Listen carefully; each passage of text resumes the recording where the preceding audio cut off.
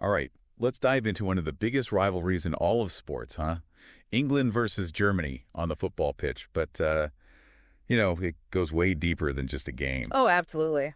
We're going to be looking at excerpts from this really cool article.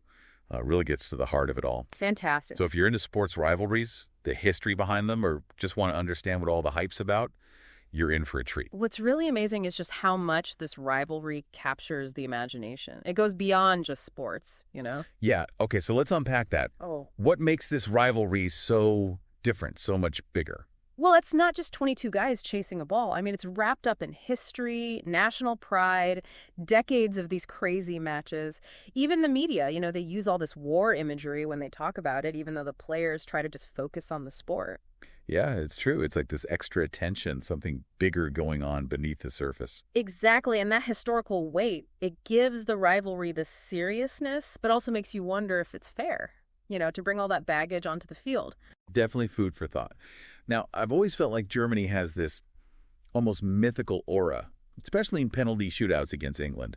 They always seem to win. You're right. Germany has a crazy good record in shootouts, especially against England. But the question is why? Is it psychological? Is it their training? Some even say there's a cultural thing, how Germans handle pressure. That's fascinating. I mean, for English fans, those shootouts are just agonizing.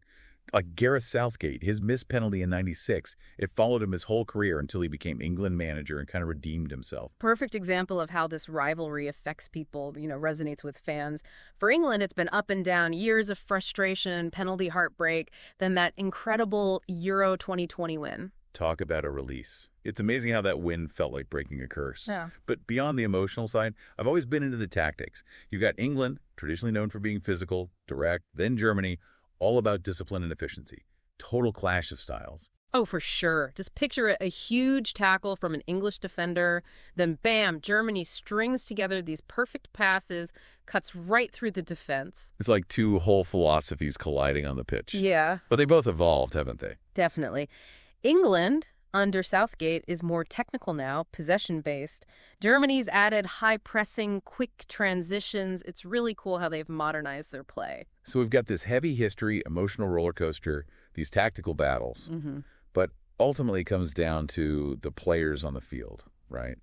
And both teams have some serious talent. Oh, yeah. We're talking some of the most gifted players in the world, guys who can change the entire game in a moment. For those who don't follow football religiously, who are the big names to watch?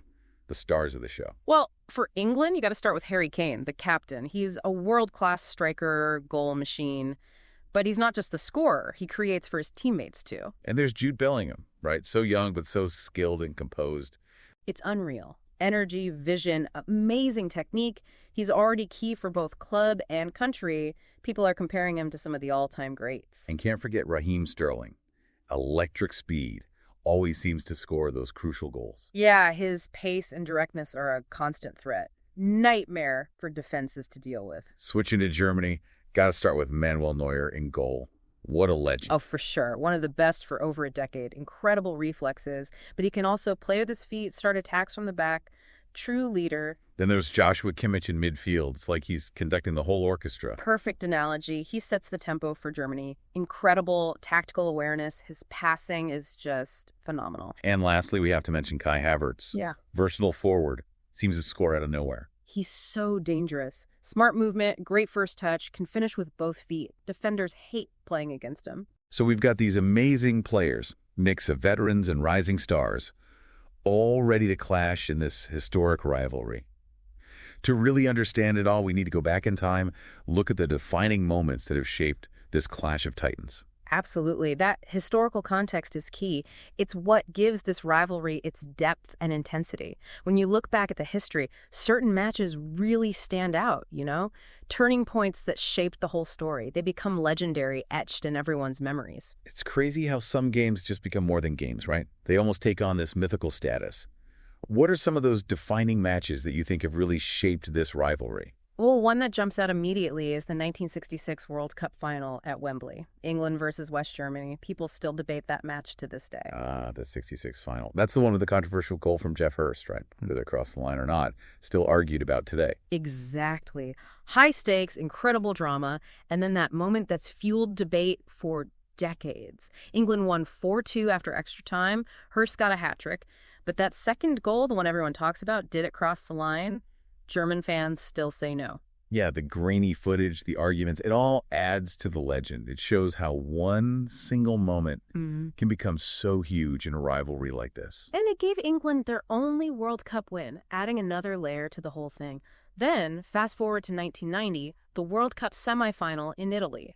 Another one that went down to the wire. And that one ended in a penalty shootout, didn't it? It did. After a 1-1 draw, they went to penalties, and West Germany won. Heartbreak for England. And it kind of marked the beginning of this recurring nightmare for English fans, losing to Germany on penalties. Oh, those shootouts. It's like a collective trauma for English supporters. But the 90 match wasn't just about the result. It showed a key difference in how they approached the game. Germany, under so much pressure, they were just ice cold, clinical in the shootout. It seemed like they had a mental edge, a resilience that England didn't have back then. You can almost track the evolution of the rivalry through these key matches, right? You see patterns, strengths, and weaknesses. Absolutely. And those patterns played out again 6 years later at Euro 96 in England. They met in the semifinals again. Another Wembley showdown, another 1-1 draw, another agonizing penalty shootout. And it was Gareth Southgate who missed the crucial penalty, haunted him for years. Southgate's story is just wild, though. Penalty villain to leading England to a major tournament final as manager. What a turnaround. Yeah, it shows how things come full circle in this rivalry, how the narratives shift over time. But we can't forget a moment of triumph for England. The 2001 World Cup qualifier in Munich. Oh yeah, the 5-1 demolition. Michael Owen with a hat-trick. What a statement. A rare display of English dominance in this rivalry showed what they were capable of. And then, of course, we have to talk about the latest chapter, Euro 2020. England finally broke their knockout stage curse against Germany, winning 2-0 at Wembley in the round of 16. Massive win for England. Felt like a changing of the guard, a moment of liberation from all that history. Goals from Sterling and Kane sent England through and just ignited this wave of euphoria. I remember watching that match. It really felt like a huge shift in the rivalry. Yeah. Like England finally exercised their German demons. These historic matches, all the drama and significance, they shape the whole narrative. They give context to every new encounter. It's like each generation of players inherits the legacy, carries that weight on their shoulders. And for the fans, it's this shared experience that crosses generations, a common thread through the highs and lows.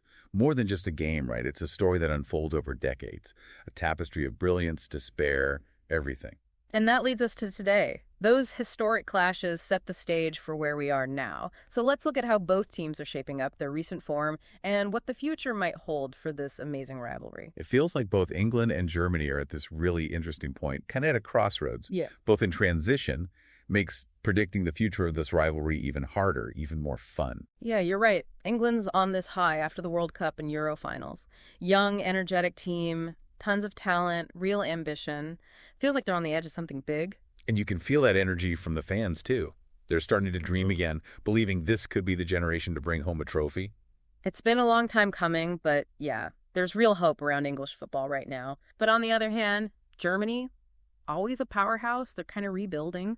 Yeah, the 2022 World Cup wasn't great for them, but you can never write them off, right? They've got that history, that winning mentality. Exactly. They're in transition, but still a force. They're searching for that consistency, that spark that's made them champions. It's fascinating, right? England rising, full of confidence, and Germany fighting to get back on top. So what does this all mean for the rivalry? What can we expect when they meet in the coming years? I think it's going to be something special. The next chapter, it's going to be thrilling. We've seen the tactical changes, the young stars, a renewed sense of purpose. All signs point to some epic matches. I can just imagine it the next time they clash. The energy, the tension, the roar of the crowd. Yeah, clash of styles, battle of wills, the whole football world will be watching. Who knows? Maybe even another penalty shootout. Another chapter in this crazy history. One thing's for sure, this rivalry is far from over. It keeps evolving, keeps us hooked, reminds us why we love this game. So as we wrap up, let's take a minute to think about what we've covered. We've looked at the history, the emotional roller coaster, the tactics, the amazing players. But here's a final thought. As both teams aim for glory, who'll shape the next chapter? England, riding high, or Germany, coming back strong? That's the best part. We just have to wait and see. But what we do know is we're lucky to be witnessing this rivalry, to be part of its story. So next time England and Germany face off, Remember the history, the passion, the drama that makes it so legendary. And hey, this is just the beginning. There's so much more to discover out there. So go watch the games, read up, immerse yourselves in this rivalry. It's one to savor, reminds us why sport has such a hold on us. And that's it for another deep dive. Until next time, keep exploring, keep learning, and keep the love for the beautiful game alive.